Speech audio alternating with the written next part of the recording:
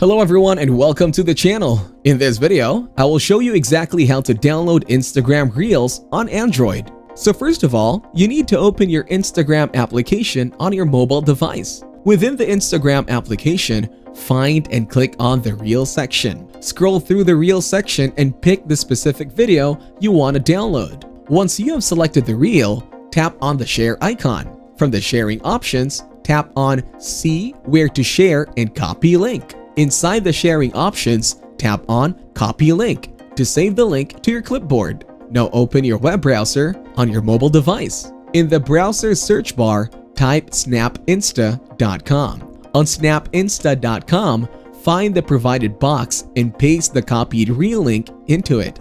Then tap on the download button on the website. Scroll down on the page and tap on Download Video. Once more, tap on Download to confirm. Look at your device's download notifications to see the progress. After the download is complete, tap on the downloaded reel. As you can see, your reel has successfully downloaded and is ready to play on your Android device. Thank you everyone for watching. Hope you got some value. Make sure to like the video and subscribe to our channel. Leave a comment down below. See you in the next one.